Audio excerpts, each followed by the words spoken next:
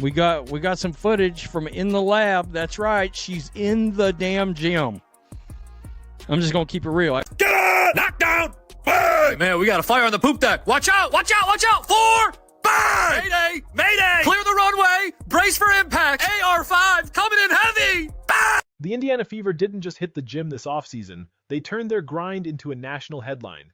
Every workout became a viral moment, and none more so than Caitlyn Clark's solo training clip that exploded with nearly 2 million views in under a day. Meanwhile, Angel Reese's camp rushed to release their own footage, but let's be honest, it came off more like damage control than a flex. While Indiana's stars like Aaliyah Boston are locked in, sharpening post footwork and polishing every pivot, and Lexi Hull is draining threes like she's prepping for war, Reese's tape? It shows her launching threes Steph Curry style, despite shooting a head-scratching 44.5% from point-blank range last season. You've got to wonder, does she even know what she should be working on? What makes the Fever's workout so compelling is that they're not there to impress, they're there to improve. These aren't empty gym highlights or Instagram bait, this is a team running simulation drills like it's already the playoffs. Every clip is a sneak peek at a team plotting its rise to the top. While other franchises post vague, putting in work captions, Indiana's been showing us the how and why behind their evolution.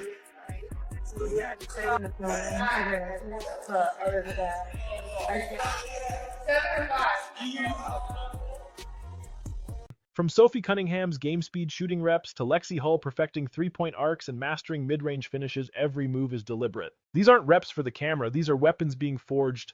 Hull's commitment stands out. She's breaking down screens, refining her release, and committing to an offense built around Clark's wizard-level passing vision. But here's where the Fever separate themselves from the pack. Their player development coach, Keith Porter, isn't phoning it in. He's right there, sleeves rolled up, in the trenches. He even flew out to Massachusetts to train Boston one-on-one. These aren't your run-of-the-mill drills. This is customized, surgical-level development designed to erase last season's flaws and preempt next season's problems. Take Aaliyah Boston. She's not just lifting or conditioning, she's reprogramming her game. After teams learn to counter her physical dominance, she's responding with finesse, offhand hooks, soft-touch floaters, high IQ counters. This is what real development looks like. She's not playing checkers out there, she's moving like a grandmaster. And the veterans? They're locked in too. Natasha Howard, Brianna Turner, Dana Bonner, they're in sync, drilling pick-and-roll sequences that feed directly into Clark's laser beam passes. This isn't a highlight reel. How are you? Good. How are you? So finally to meet you.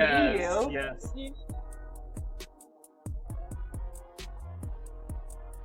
It's a cohesive machine being built piece by piece. Every player, every drill, it all connects.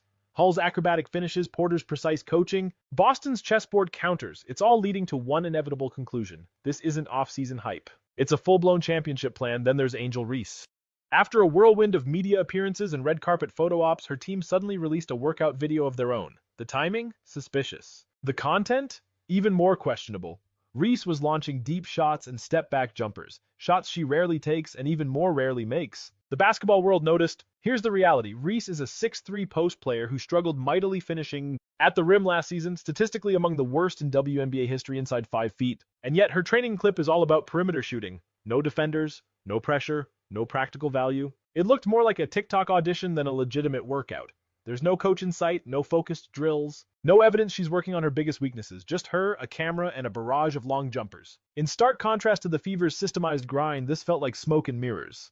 The numbers tell the full story. Reese shot an abysmal 39.1% from the field. Her touch around the rim? Non-existent. Her layups? More blooper reel than highlight tape. Legends like Lisa Leslie and Shaq have given her guidance. Leslie straight up told her to fix her layups. Instead, she's out there practicing pull-ups and long-range fadeaways. This isn't progress, it's panic. It's a rushed attempt to keep up with the Fever's momentum. And nobody's fooled. The insiders have already called it. All flash, no fundamentals. When your rookie season paint percentage is 42% and your counterpart is finishing at 56%, you don't need deep threes, you need to be hammering the basics. And if the Sky's coaching staff has any sense, they'll throw that PR tape out the window and get Reese on a real plan. Focus on touch, footwork, finishing, not highlight-worthy trick shots. Because right now, the gap between Clark and Reese isn't just stylistic, it's strategic. One is building a legacy, the other is chasing a trend. And here's the brutal truth. Reese missed so many layups last season that nearly 40% of her rebounds came from her own missed shots. That's not hustle, it's a warning sign. It pads her stats, sure, but it hides the glaring issue. She's bricking easy looks so often, she's become her own rebounder. It's basketball's version of running in circles. Miss, rebound, miss again.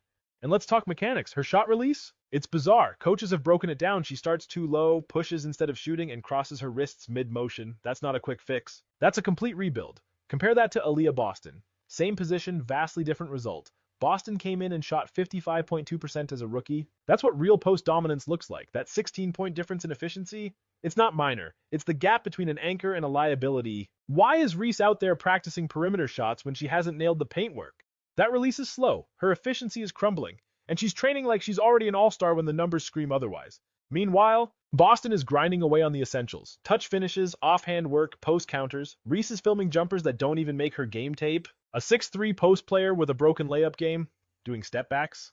Who's guiding her development? Is there a plan? Because it sure doesn't look like it. If you lead the league in missed layups, you don't get to take liberties with your training priorities. This season is make or break. Either Reese fixes her finishing, or the Sky start building around someone like Camila Cardozo instead. You can't build a championship offense around a player who hasn't even solved her biggest flaw. Because this isn't just bad optics, it's risky. The WNBA doesn't hand out second chances. If you're wasting valuable development time, you don't get it back. And if you don't evolve, you fade. Fast. This league runs on growth. And right now, Caitlyn Clark and Angel Reese are on very different paths. Clark is grinding with purpose, building mid-range moves, handling pressure, finishing through contact. That's not fluff. That's how MVPs are born. If she keeps climbing, the league's in trouble. Reese, though, her priorities seem split. Brand deals are rising, but her game, stuck. And the WNBA is unforgiving. Just ask any of the lottery picks who never saw a second contract. It happens fast. Year 2 is everything. You either close the holes in your game or watch opponents tear them wide open. Clark is attacking her weaknesses like her career depends on it. Reese? She's chasing optics. And let's be clear, this isn't about hustle, it's about priorities. Look at LeBron. He built an empire, but never skipped the work. Brand and grind can coexist. But the grind comes first. Chicago fans should be nervous. Reese's social media is outpacing her skill set. That imbalance? It rarely ends well. The WNBA spotlight burns hot and short. When the flash fades, only the work remains. Clark's aiming for a decade of dominance. Reese? She's in danger of peaking too early. She has the tools, but she's wasting them on the wrong drills. Seriously, why are we seeing her run that ridiculous fake move in her video? No one's biting on that in a real game. What she needs is layup reps. Thousands of them. That's her hole. And instead, she's tossing up highlight junk that doesn't solve the problem. That last shot, it needed clearance from TSA and a biometric scan just to get near the rim. If Reese wants to stay in this league, she needs to go back to the blueprint, Lisa Leslie's blueprint. Build inside out, layups first, everything else after. Meanwhile, Indiana, they're not just putting in work, they're building something scary. Analysts see the signs. This isn't hype, it's the rise of a system. Everyone has a role, everyone's evolving. And that right there could be the X factor when the 2025 season tips off. Because while other teams bet on star power, the Fever are engineering a dynasty. And for the rest of the league, that should be terrifying. Drop your thoughts in comments section and don't forget to like and subscribe for more future updates.